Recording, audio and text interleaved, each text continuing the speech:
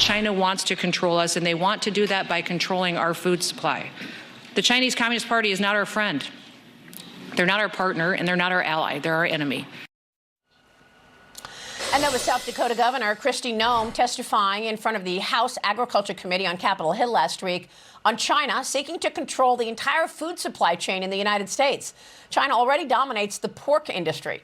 All of this as a new TikTok post goes viral this week featuring a Venezuelan national with over 500,000 followers telling migrants who cross the United States border illegally how to seize homes in America and invoke squatters' rights to unoccupied houses in America. 1 week after the House passed a bill to ban TikTok if it does not separate itself from the Chinese parent company ByteDance, no word on whether Majority Leader Chuck Schumer will actually bring that bill up for debate in the Senate. Joining me now with more on the threat from communist China is the woman herself, South Dakota Governor Kristi Noem. Governor, great to have you this morning. Thanks very much for being here. Thank you for inviting me, Maria. Well, you've been adamant about protecting America's farmland, certainly in your state, from CCP influence. Tell us what you've seen and what kind of behavior we should expect from the CCP should they own farmland in America. Well, what I hope the American people realize is that the country that controls our food supply, they control us. And so it's incredibly important that we pay attention to what's been happening for decades. This is my 30th year of working on ag policy, food policy in the United States of America. And over those years, I've watched the CCP come in and buy up our fertilizer companies, our chemical companies. They've stolen our genetics. They've come in and bought up our processing systems. In fact, we've had programs where we've given CCP members and Chinese citizens citizenship in exchange for investment into our processing systems. And now they have dramatically increased the amount of purchases of ag land in the United States. That completes their control of our food supply chain, which means that the country that feeds us, they will control us, and it's a national security issue. We need to care who our neighbors are, and not just because of how we feed ourselves, but also because a lot of times that ag land is right next to our national security interests. It's right next to our air bases, next to our military installations, where our platforms are, where they spy and steal information from us. Well, already Hong Kong and the CCP have passed new security laws, which many say will further erode civil liberties in America and any businesses operating in China. Do you believe that American businesses, managers, CEOs understand the threat that you are referring to?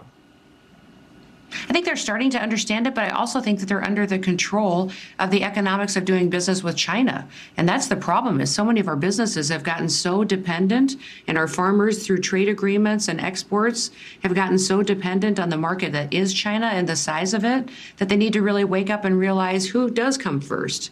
Is it America and our safety, or is it the economics of really what we need to decide here we stand for? So that's what I think is so powerful about this conversation right now, is that China is willing to put their people through inhumanities, in terrible situations in order to get what their agenda is. And their agenda is to become a world dominating power. The only thing that's standing in their way is America. And I wonder if Americans are even willing to be inconvenienced to make sure that we stay free and safe and protected here in the United States of America. China would never allow Americans to come over and buy their land. They don't even allow their own people to buy land in China. Why would we ever allow them to come to America and own our property and own land in the middle of the United States that they will use for nefarious actions to control us? So I think America needs to wake up. We have our enemy among us. We have no idea how much land that they own. In South Dakota, we passed the strongest bill in the country to make sure that we're going to have reporting and consequences to know if China and other evil foreign governments own our land, and then we'll be able to stop them in their agenda and make sure that America is always America, and it always puts America first. So compare the state laws to the federal laws. You are passing the most important regulations for your state, but do you want to see tighter regulations on a federal level? Tell us the difference between those two regulatory backdrops, state versus federal. Well, we have seen a CFIUS model at the federal level that has been ineffective at telling us really what is owned as far as property and what the vetting process is. And in fact, they've told us that they don't have authority in this area. So I do know that there are some U.S. senators that are working to expand that authority.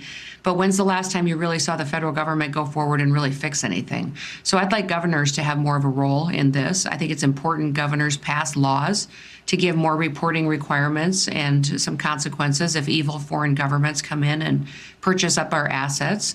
We can have that kind of a review process and model at the state level. We had a law in the books for many, many years, but we added teeth to it this year that made sure we reported those land purchases, and we're going to continue to strengthen that. But having a CFIUS model that reviews these real estate transactions is incredibly important. It's just that at the federal level, it's not been effective, and it hasn't stopped China from coming in and buying up our assets. How much farmland does China own already in this country? And I mean, we saw the impact of COVID and how that ripped through the world so fast. Do you worry about potential taintings in our food? Is our food safe? Our food is safe, and it's safe right now because we have decided we have a farm bill, and I would encourage Congress to pass a farm bill because that's our safety net that keeps our farmers in business.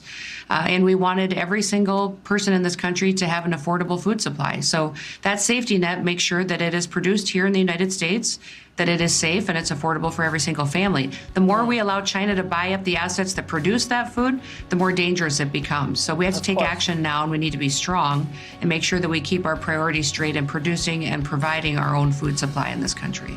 Governor, thank you so much. South Dakota Governor Kristi Noem, and be sure to check out the governor's forthcoming book, No Going Back, which is slated to be released this May. Governor, congrats on the new book. We'll be watching. Good to see you this morning.